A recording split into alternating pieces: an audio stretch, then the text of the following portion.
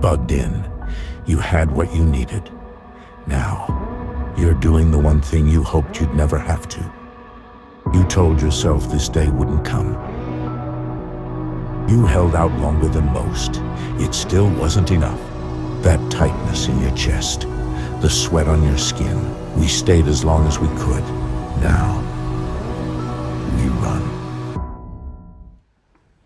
Most people think that bugging out is a plan. Well, it's not. It's the failure of every single plan that came before it. And once we bug out, every step that we take is going to be a risk. In today's video, we're going to be talking about the myths of bugging out. What makes bugging out so dangerous? Who could actually possibly survive bugging out? And really, most importantly, what to do if you have to bug out. Before we get into the video, time for some business. First of all, I want to thank the new members over on Patreon. Thank you guys so much for joining up. They have already seen all the behind the scenes stuff that we filmed while we were making this very video. Shout out to a couple of sponsors, Downrange Sports in Barre, Massachusetts, and the Hardwick Rod and Gun Club in Hardwick, Mass. As always, thank you so much for tuning into my channel. If you are enjoying this, please go ahead and hit that subscribe button, like and comment. It helps the channel out so much, and I really appreciate it.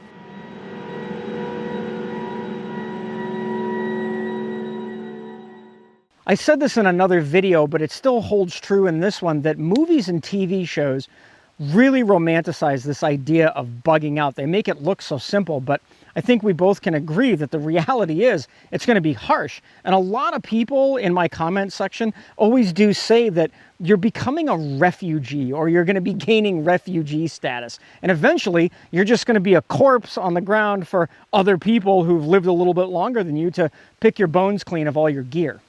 Social media platforms like Instagram and Facebook, TikTok, God, I hate TikTok, and even here on YouTube, they always show you the same thing, right? A very clean, well-organized pack, some girl with her you-know-what's out, or a guy with a perfectly manicured beard. And what a lot of people don't show you, and even some of the big prepper channels here on YouTube, is the starvation, the sheer exhaustion, how to deal with a massive infection that's coursing its way through your body and slowly killing you.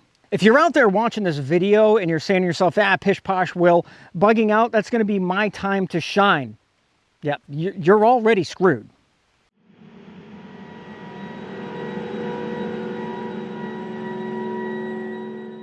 I think the first and foremost is the myth of I'm just going to head right out into the woods. Most people severely, and I mean severely, overestimate their ability to survive out in the woods. Public lands are going to be flooded with all of these refugees, all looking for the same thing that you're going to be looking for, which is safe haven. If you haven't spent significant time living off the land, living out in the wilderness, and I'm not talking about hiking or camping on the weekends with your kids, you're just not going to survive long term. Myth number 2. My bug out bag is all I need to survive. I have to say it, your bug out bag is a short-term survival tool. It's not a full survival solution. It's meant to get you from point A to point B safely. Without a plan, without some type of a destination, or like local knowledge of your area, that bag is not going to save you. In fact, it's most likely going to give you a false sense of security and just let you down. Myth number 3, I'll bug out when the time comes. If you're waiting for that clear and definable signal that you need to bug out, it's already too late. There's going to be traffic jams, roadblocks, panic, and there will be, without a shadow of a doubt, violence. You're going to need to recognize those early warning signs and start moving before everybody else does. Again, otherwise you're just going to get caught up in that log jam of unprepared people who are going to try and take what you have. Myth number 4, bugging out is always the better option. And bugging out is a last resort. I say it time and time again in my videos. For most people, like you and I, bugging in is going to be the safer bet. You know that area, you know your home, you already have all of your supplies there. Now, unless your home is unsafe or compromised or, maybe burned down or whatever, bugging in is usually the smarter move. Bugging out is always a gamble, and trust me when I say the house has the better odds. Let's do one more bonus little myth here, and it's going to be I have a map, I have a compass, and I'm going to be just fine. I see this all over the internet. I'm going to tell you right now, land navigation is probably one of the most difficult things that you can attempt to do, especially for my younger viewers out there who never grew up reading maps or having to try and find their way with, you remember MapQuest? Oh my God, we almost died driving everywhere we went because of MapQuest. If you're out there roaming the forest, relying on a compass that you've never used before, again, one of us is going to come across you and take all of the stuff off of your corpse.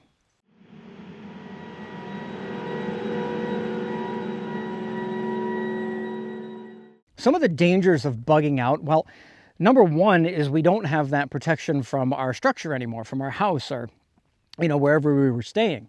We're now out in the middle of nowhere. And if we haven't, pre-prepared a location, we're going to be sleeping in the dirt. We're going to be sleeping under a tarp or in a tent. And, that in itself is horrible for your mental state. But also it leaves us exposed, very badly exposed. People can watch us with thermal from, a mile away.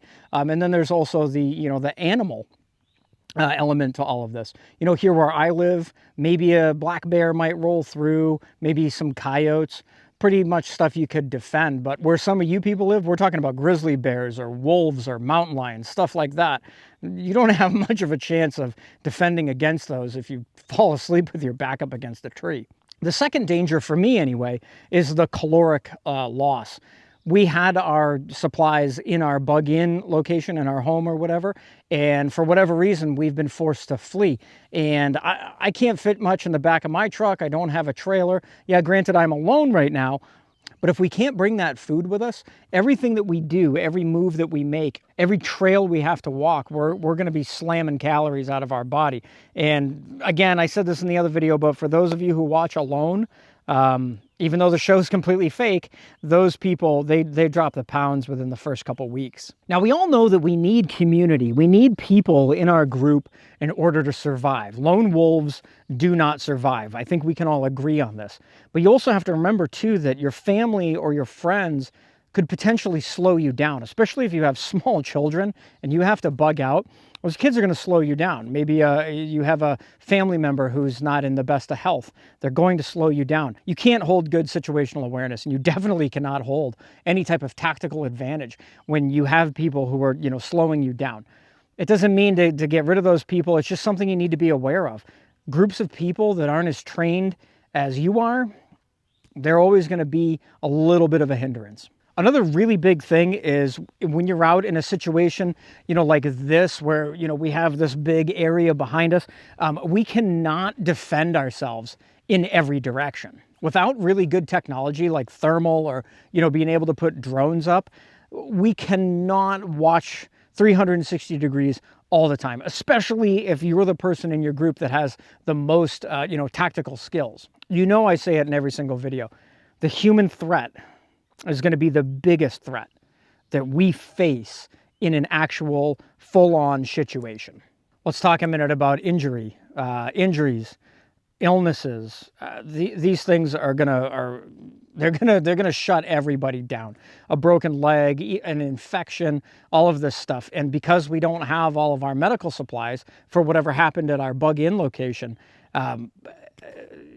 people are going to die really fast. And of course, I think one of the more important things is your mental readiness. Anger, fear, depression, all of this stuff travels through your camp so fast. Some of the military guys you're watching, we used to call it back channel grumbling, talking behind everybody's back, infighting, all this other stuff. That's going to pull a group apart pretty quickly, especially when, like I said, you're out here and this is your bed. This is your bed.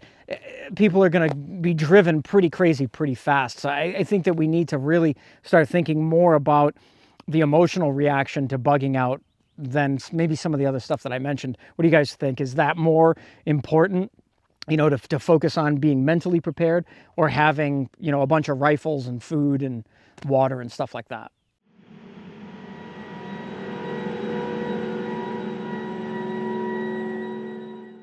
All right, let's take a walk for a minute.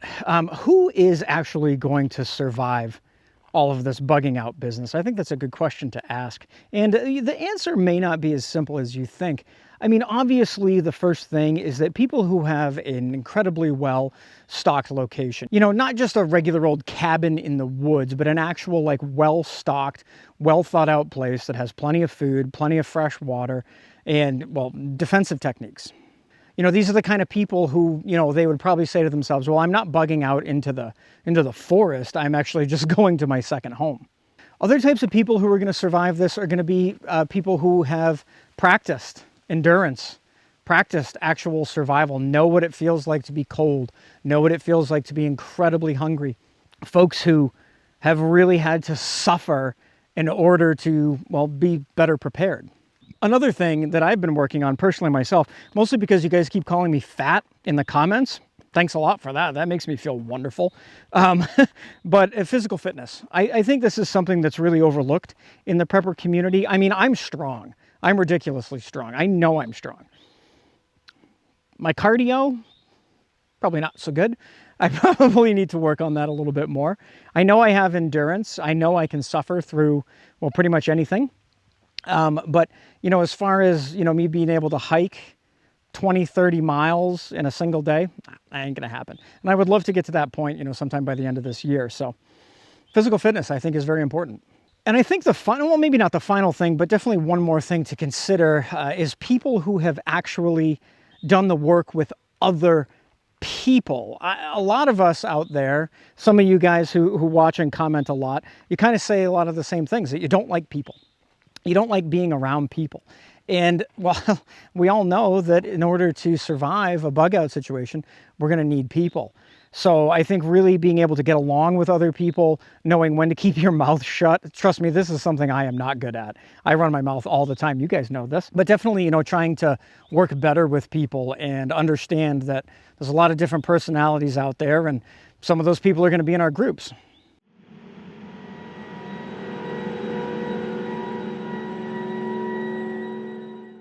So with all this talk about, you know, doom and gloom and bugging out and how terrible it's going to be for everybody, well, how do we avoid it? What do we do? The first step starts at home. We need to have, you know, home fortification plans. We need to have the proper supplies, medical, food, water, ammunition, and firearms. And then we need to really be, you know, making boxes and not just bug out bags, but, you know, cases of things that we can take with us if we have to leave in a hurry. And we probably don't want to even store those things in our home in case somebody, you know, burns our house down. We don't want to lose that stuff that's maybe in the basement or by the door, whatever, what have you. Check out the video that I did on the bug out box, the crate, the war box, whatever you want to call it. That was a pretty good video. I'll leave a link down below in the description. We need to train our minds. We really need to get our minds right that there is a strong possibility that we're going to have to bug out. So we need to mentally accept that before it actually happens. I think we could agree yet again on another topic that really the best bug out plan that we could ever have is not having to bug out at all. If you're hanging out on your couch and watching this video and thinking, yeah, I'm definitely going to bug out, there's no way, this guy's a kook, you're going to die. I don't think I can make it any clearer. You're going to die. I'm going to ask you one more time, if you've enjoyed this video, to please hit that subscribe button before you go. Leave me a comment down below. Let me know what your thoughts on bugging out versus bugging in are. We've done quite a few videos on this channel about this topic. It seems to be popular, so we're going to keep talking about it. And of course, if you like the Prepared Citizen content here, you will in fact love the Prepared Citizen content over on Patreon. Remember, the best time to prepare was yesterday. The second best time is today. That's all I got for you.